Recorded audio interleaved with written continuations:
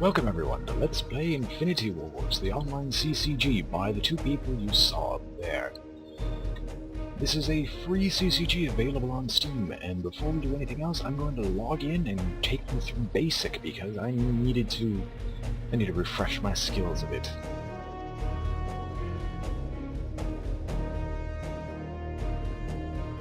Okay, not really. Okay, I didn't know you could do that. I don't really need to refresh my skills, it's just for you, because there's so much to explain that I have a hard time explaining it. And the last time I attempted this video, I don't want to talk about it, because it ended up being horrible, and all my information turned out to be wrong, and yada yada yada. So yeah, this is a free-to-play online CCG. So let us begin with the Academy in Basic, and not now.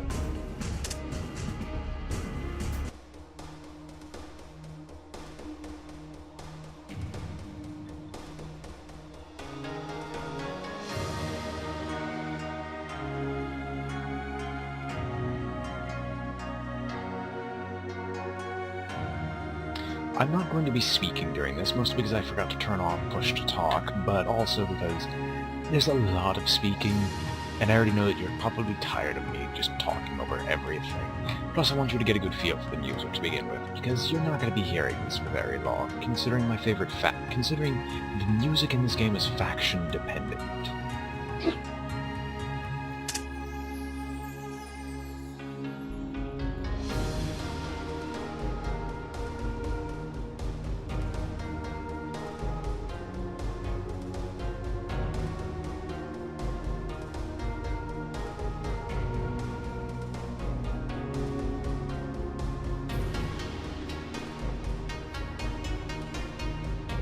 Right, anyway. So what we're going to be doing here is just going through the tutorial just so you can learn everything about the CCG. I already know all this, but I don't want to try for the monumental task of explaining everything, because that's just painful to me. It really is.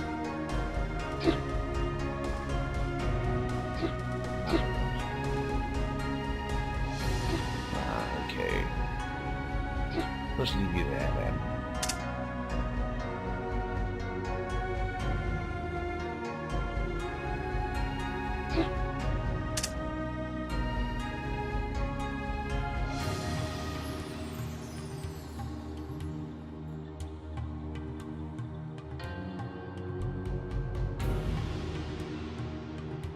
By far my favorite card. Because it represents me? No, let's just go. But it's not going to be very long. We're just going to be sitting... We are just going to be sitting here waiting. Sure, we can just keep... we're just sitting here waiting. And it's already over. So, for our introduction. And as I've already completed the Academy, I get nothing out of that. Anyway, return to menu, and let's move on to the next section of the Academy, which I have no memory of. Trading Post. Yes, this CCG, while similar a bit to Magic the Gathering, operates with a few differences, since they're not going to explain resources.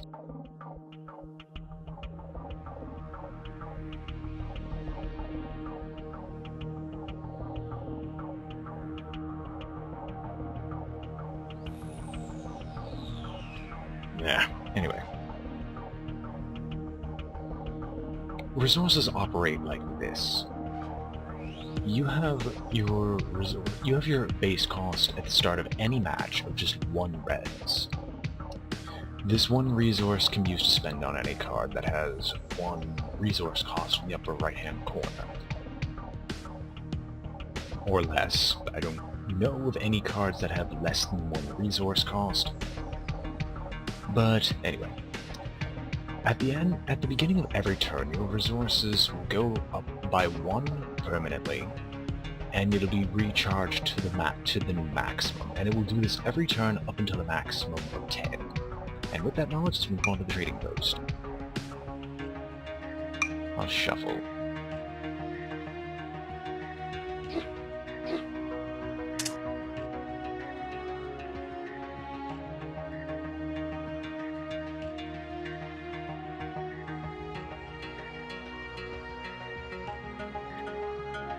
Yeah, I need to turn off push to talk here because every time I want to speak... That was a morale death. Every time I want to speak, I am immediately taken out of those screens.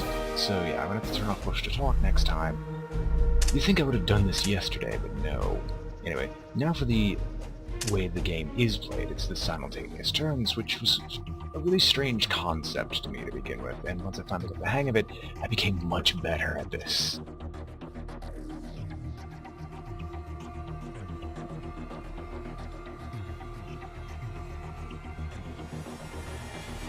Simultaneous turns. Well, you'll see. You'll see. Yes, you'll see. Yes, great commentary. No. Actions in the resolution phase play out as follows. Both players play the character cards, then move character cards. Both players play ability cards. Combat starts. Any characters in the assault zone will attack. Death Ray will only work on targets on the battlefield. Luckily for us, characters are played and moved before abilities resolve, meaning that if we target the opponent's character without Death Ray, if he moves his character out of the support zone, it will destroy it. These are to hurt any opponent's Veror Death Worshipper, Veror being one of the other factions. It is currently not a legal target, will continue anyway.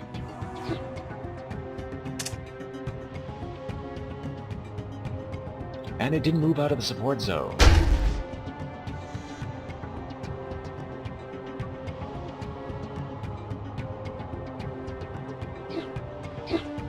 The issue with this... Oh wait, what did I do that for? I need to protect myself. Well, I actually have enough health, so... Yeah.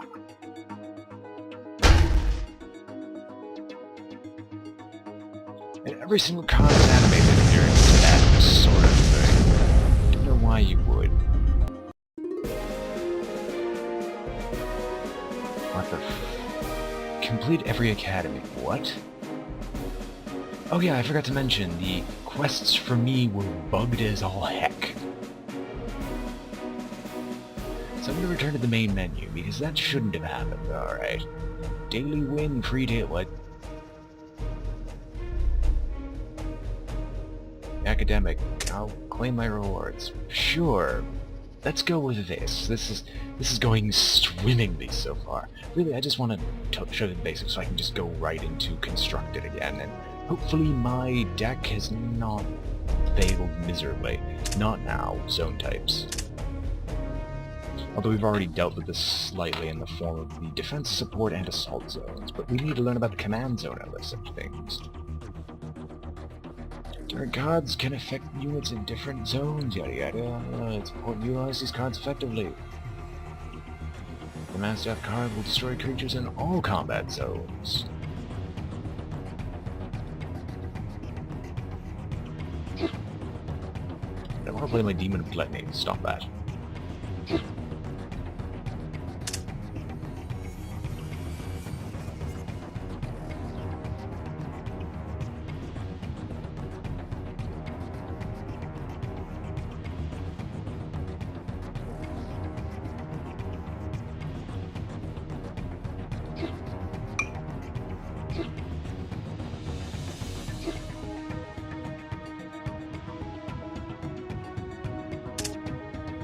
And I could have drawn a card if I used the trading post, but no, I was a tad lazy and forgot. Or just wasn't paying any attention. And we got a free okay.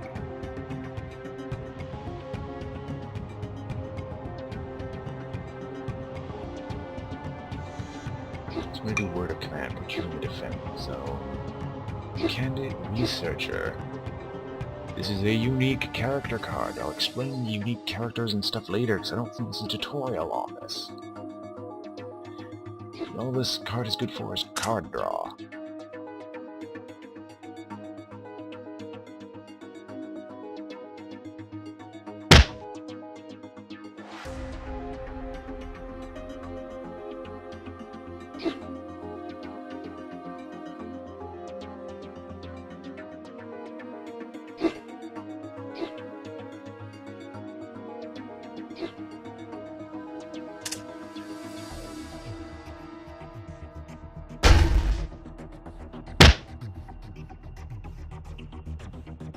Right, a bit of explaining to do why their health is not regenerating. The damage and health system works a bit like Magic the Gatherings. You have your toughness and you have your power, your strength, attack value, whatever they decide to call it here. However, unlike Magic the Gatherings, your health does not regenerate. Now, we've hit the maximum. We cannot physically play the subjugated dragon, except in one rare circumstance. And that rare circumstance would be, if I could actually pull it out. We can't play cards over 10 mana cost, unless we unless we choose to upgrade this once.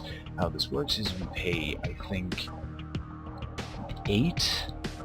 I'm just going to call it mana, it's much easier to say it this way. No, 8 resources, and this permanently increases this by 1, but for this turn we only have 2 res to do anything with, which in this game, as you can see, is completely worthless.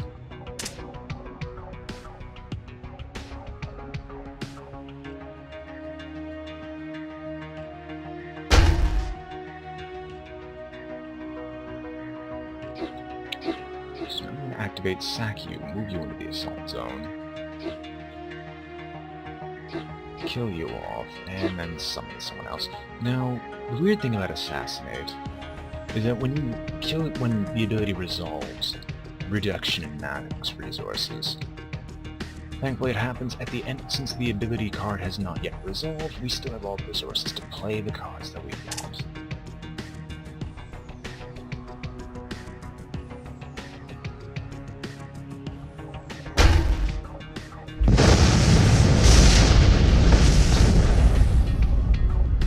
I don't know how long this will be as an introduction. It's not really a very good introduction, but everything else will probably come at the next episode. So that was basic, intermediate, well, I could probably give a short synopsis of everything else. Activated abilities, if you played Hearthstone, no. You've already seen an example of it with the Demon of Gluttony. I chose to activate an ability. If there's a res cost, I pay it. If there's a card cost, I pay it, and the ability takes effect on whatever the card's line is. Locations. Location cards are akin to lands, or in Hearthstone, those cards that buff everything else. Magic the Gathering, it's not really lands in Magic the Gathering, it's more of those rare artifacts that give like +1/+1 to all creatures of some subtype on the field or otherwise. Basically, they're just buffs, or they have other varying effects, which we'll see later. Artifacts are not character cards, they cannot be damaged, they stay on your side of the field, and basically they're just, okay, I use this activated ability from this card whenever I feel like it. Or you pay a res cost and something happens, or it's just a location card and all but name. It just happens to be an artifact, so cards that specifically affect artifacts. Initiative. If you're paying any attention to the top of the screen, you'd see that our, there's a green thing that bounds back and forth between us. In order to deal with the problems of, oh, my cards always resolve first, I'll play it, after the first turn, where initiative is assigned randomly, initiative will keep flip-flopping, meaning that person's first card goes first, then the person's other card goes, then yours, theirs, if you played multiple activated abilities this turn. And then there's a final challenge, which is just use everything you've learned and so forth. And I personally think I hate this final challenge, if I remember correctly, because I had to spend 2 days to try to figure it out, and then I had to watch a video, and then I realized how idiotic I was in trying to do it, and I might, if requested, play through that and scream and cry. Advanced. Shut up. Buffs, debuffs. Certain cards do, as long as they're in the field, they do +1/+1 to all cards. Yay. Bluffing game. Gee, this is a card game. I think I know how to bluff. You can't really bluff an AI. Advanced challenge. An advanced challenge. You know. So yeah, that's the explanation of everything in the Academy. In the store, there's a completely new campaign. I completely forgot about that, and I want to play through it. In the store you can buy booster packs for Nightmare points, which are the, okay, I want to spend money on this game type points, or Infinity points, which are the points you can use to get the things for free just by playing. Decks will buy you a bunch of preset cards, which we can look at right now, although you have no idea what any of these means except for the very few cards you've seen so far. Avatars, I unlocked this, which is faction specific. You'll notice the fact that Aleta appears in a lot of things. Well, there's a... how do I explain this? There's a fair amount of... not a fair amount of... there's some lore that you can gather from the cards, and let's just say Aleta exists in all dimensions. That's the easiest way to explain it.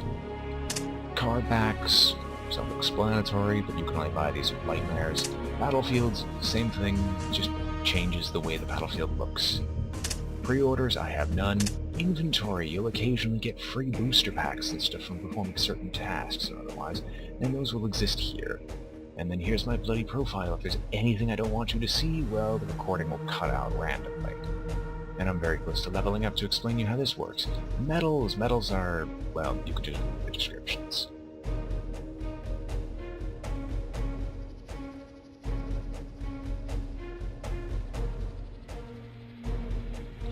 And then I have all the custom default stuff, because I haven't actually bought anything here.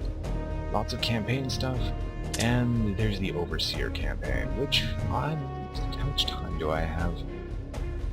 Well, yeah, I've got enough time. We'll do some of the Overseer stuff. I have only briefly looked at the first mission. Everything else I've completed on my own, because, as you know me, I'm a bit of a completionist. For the most part. So let's begin the Overseers.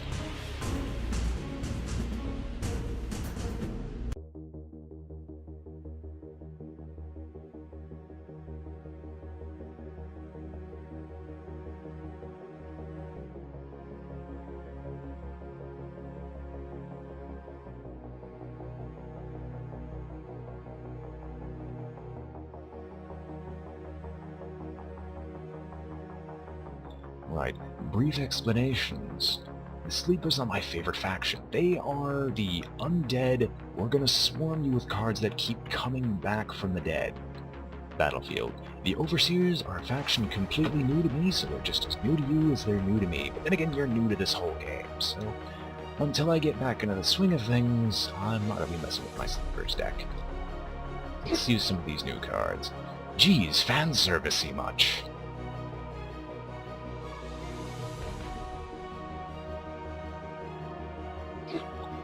We get it, they're angels.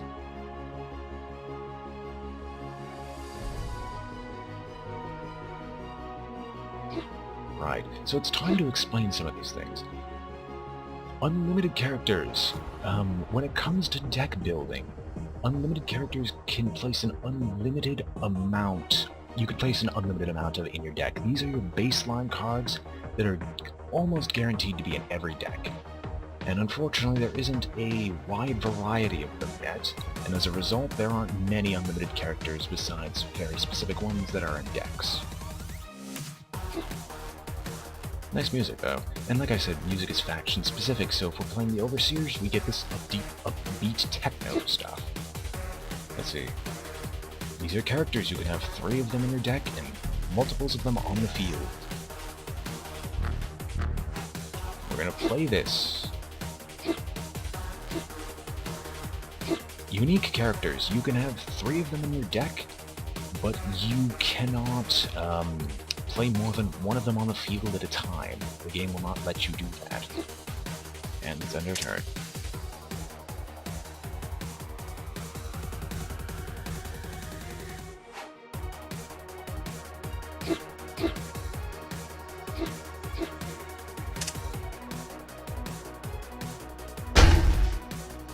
What did they add to this? Oh no, this is just a sleeper. The Sleepers of Avarich, as a deck, from what I remember, it's heavily focused around the graveyard. As you can see, this is Sleepers of Avarich are the only one, to my knowledge, to have more than 1 unlimited character that's faction specific. So yeah, here we go. Undead Technovirus. Whenever this thing comes back from the graveyard, it gets +1/+1 permanently, meaning you can just keep playing it back, and there's plenty of cards that bring things back from the grave.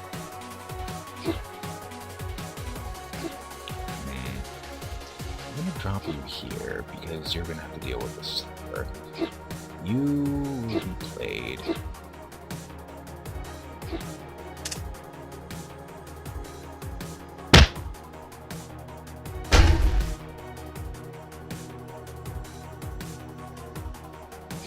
What are you? Where did this come from? Because I've never seen this one.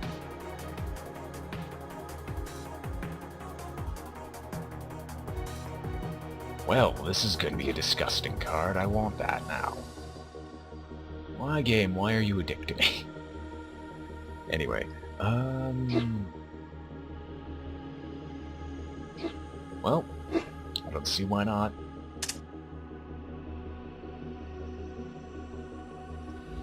Hahaha. Nice try. But that doesn't work.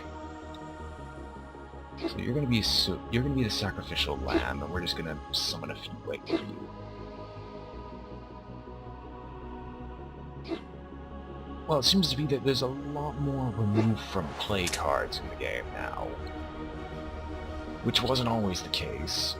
And they keep trying drag down, which actually disappoints me greatly. Originally, my Sleepers deck, when I first played this, had the problem of not being able to deal with flying creatures. And now they have all these wonderful ways of dealing with flying creatures.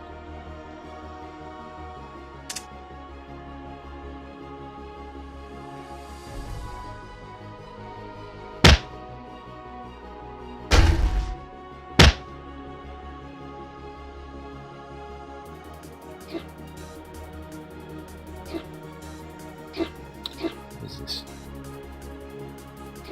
Who's the strongest? I don't really have a strong one. Alright, we'll make you attack twice, Miss Fanservice. I'm just gonna call her Miss Fanservice because that's what she is. And I seem trying to drag down, but that's not working because you're not getting rid of the problem.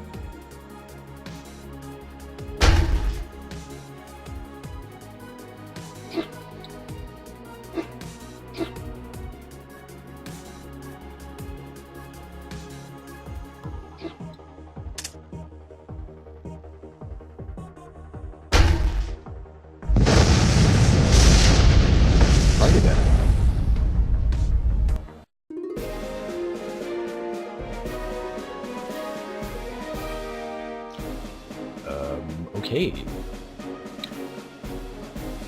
I'm gonna return to the main menu, as that's me just completing a campaign mission. The less boring ones later. As you can see, this game's a bit buggy right now. If you can... Okay, thank you. That was gonna get on my nerves. Let's just get this.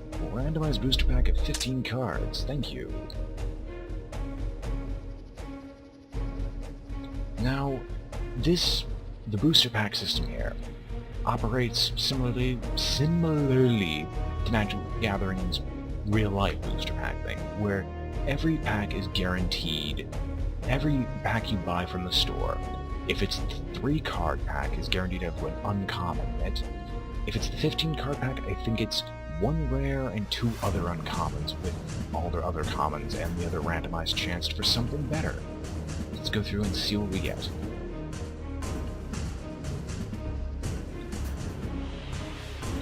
Before you ask, there are a lot of cards. A lot of them. Not many unlimited characters, but a lot of character cards, so yeah.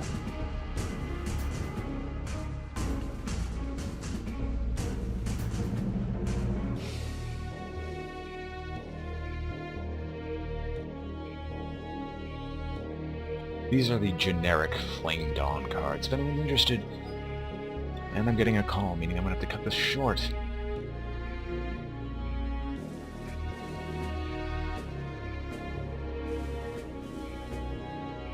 Well, this would have been nice to have when I was making decks, but that's not the Sleepers faction, sadly.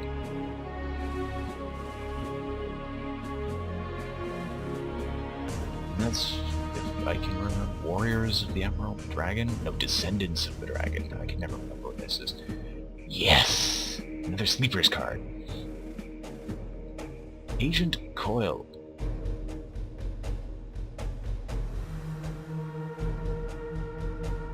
Anyway, I'm gonna check my phone for a minute.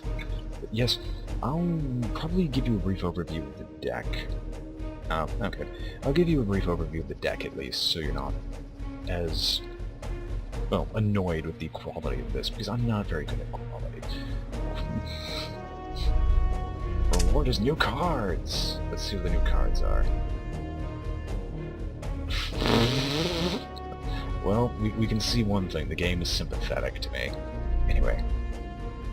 Actually, no, that's enough information for one episode. So, when we come back, we will be doing more of the campaign and maybe a bit of Constructed, depending on how quickly I can just shove my way through the campaign. Until then, it has been Brainboy20 with Let's Play Infinity Wars, and I am signing off.